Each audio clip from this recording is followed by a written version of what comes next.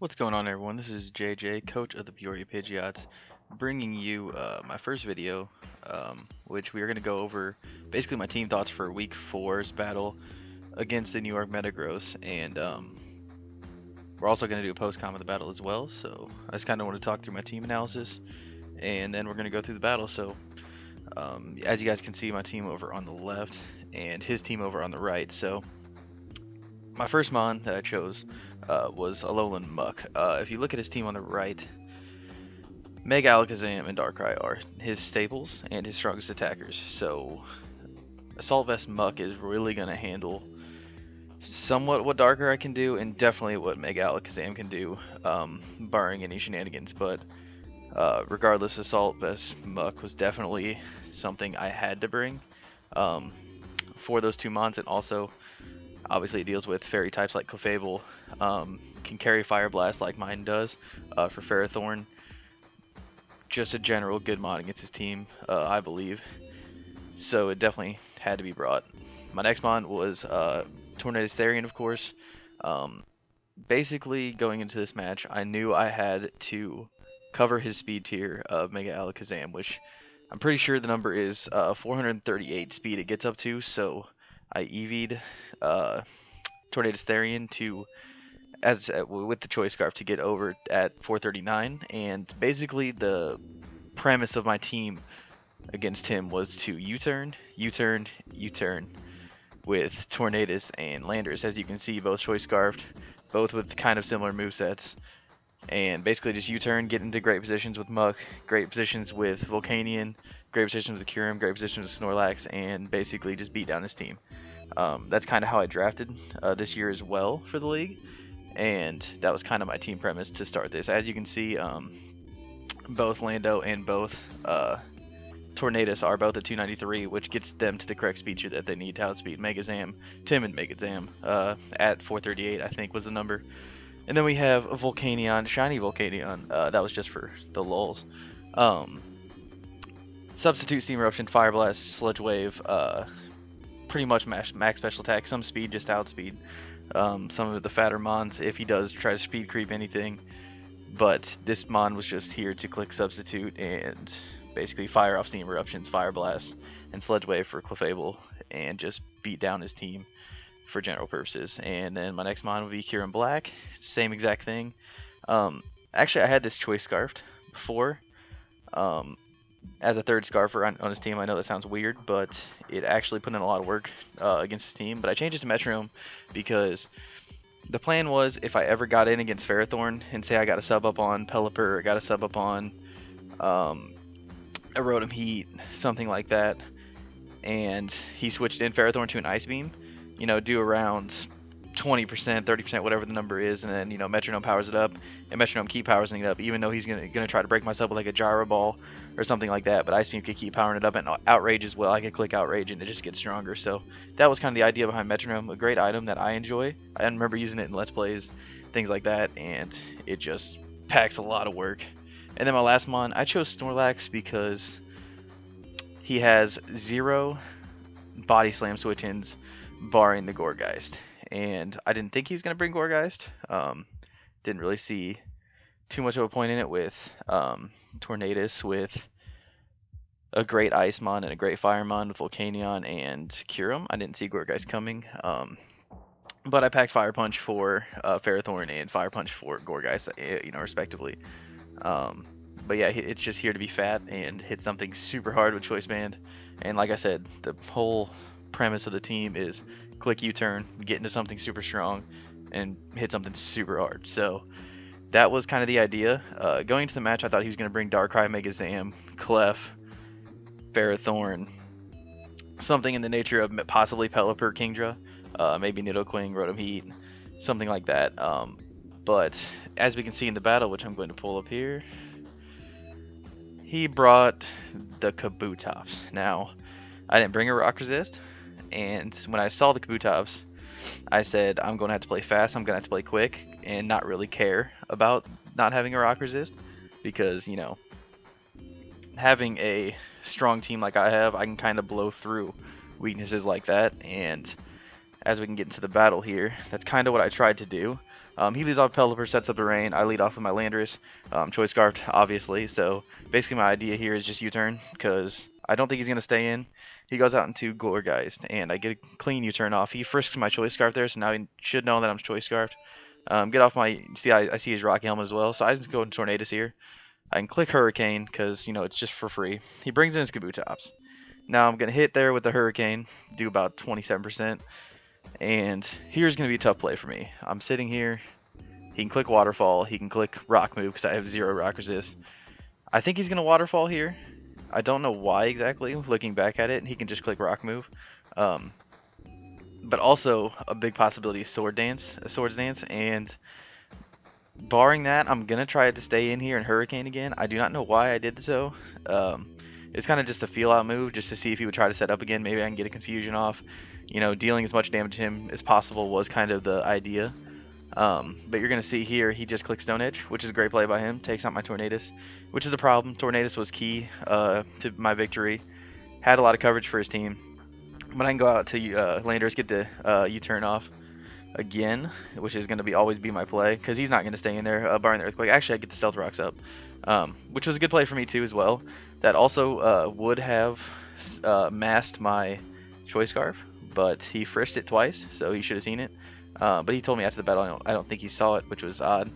But yeah, so I got my rocks up, which is going to be great for Pelipper. It's going to be great for possibly a Sash on Darkrai as well.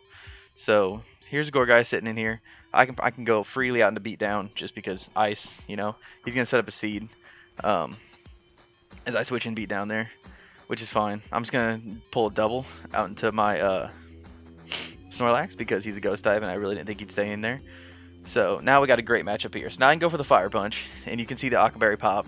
It does about 52%, and now here's where some unfortunate hacks happens where he gets burned. Now, and also he misses the Leech Seed, which is kind of fun. So the problem with that is now he cannot get off that recovery. He would have been around 60%. Like me and him had a discussion after the match about this, and that was a very unfortunate burn and very unfortunate miss, because he would have sucked up a lot of health, because I'm like 500 something health with Snorlax, so he would have definitely sucked up a lot, and he would have healed back up pretty well. And I mean, my team deals with this thing pretty well. It doesn't have too many switch-ins, you know, with Volcanion, Muck with Fire Blast, and Kyurem with Ice Beam. So regardless, it's unfortunate hacks that, you know, happens. It's Pokemon. That's why we play it. You know, it's RNG. So, but going on, I'm gonna switch out here back into Beatdown because it's kind of free, where he sets up another Seed, which is fine. He's gonna get some recovery. I'm gonna go double it back again because I don't want him sucking up any more health. Go back into Volcanion because Volcanion's free here. So now this puts him in a tough spot, whether he can just stay and attack this or he can try to switch something else in. But nothing on his team really wants or can take anything Volcanion wants to do. He doesn't have very good water and fire switch-ins, so I'm just going to click Substitute here, just because I can, because I don't think he can break my sub, and he goes for Leech Seed, which is great for me, so now I can just kill him, and get a free kill here with Fire Blast, and I hit, thankfully. There we go, I take him out, so now I'm in a great spot. Behind a sub with Volcanion is never a bad thing, getting that lefty's recovery, and he's going to go into Pelipper, which I can deal with this thing pretty well. I calced it. Steam Rushing was my best play in the rain. Get off some good damage. He clicks Hurricane and kills my sub. Now, here was basically my my problem. I could sit here and I could Steam Eruption again and get the kill, but the problem with that is when after the Steam Eruption kills, he just brings in Kabutops for free and has 4 turns of rain to click Stone Edge on every single one of Stone Edge Waterfall on every single one of my mons, and that's a problem because Kabutops is his kind of a, I wouldn't say a win con because I can deal with it a little bit with Muck and Snorlax, but still letting it run wild is kind of a problem. And then also, if I don't click sub here and stall out that rain, if he gets up a Roost for free or switches out and saves his Pelipper to set up the rain later for late game, that could be an issue as well. So I'm just going to click sub here to try to stall it out, which I do. And it's just, this is going to be a sub / Hurricane war.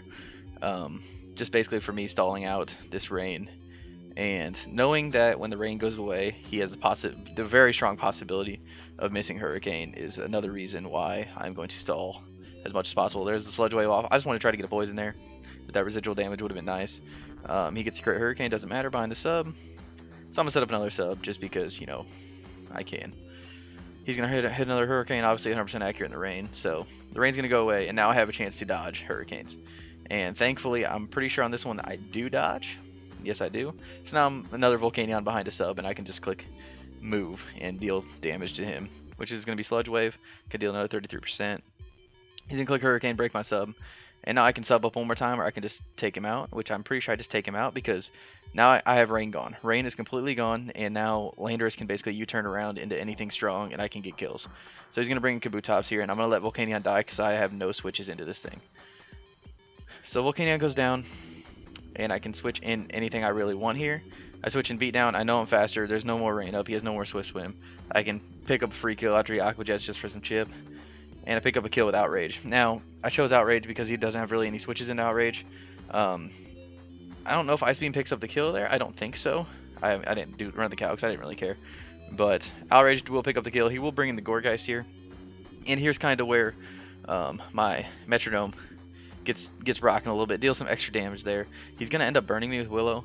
And thankfully, Beatdown is a beast. And he will take this thing out even burned, which is very nice. Doesn't let him get off any recovery at all. I'm going to end up falling to the burn damage here. There I go. And now, looking at the match, I'm set up very well. Now I have a Lowland Muck, which handles these two pretty decently. I have U-turning power in Landorus, and I have a just Fatmon and Snorlax to take whatever these two want to do.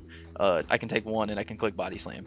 So that's what I'm going to do. I'm going to U-turn, deal a huge chunk to this thing, and I think he tries to sub up here. Go straight into Snorlax, and even if I don't take a hit, it doesn't really matter.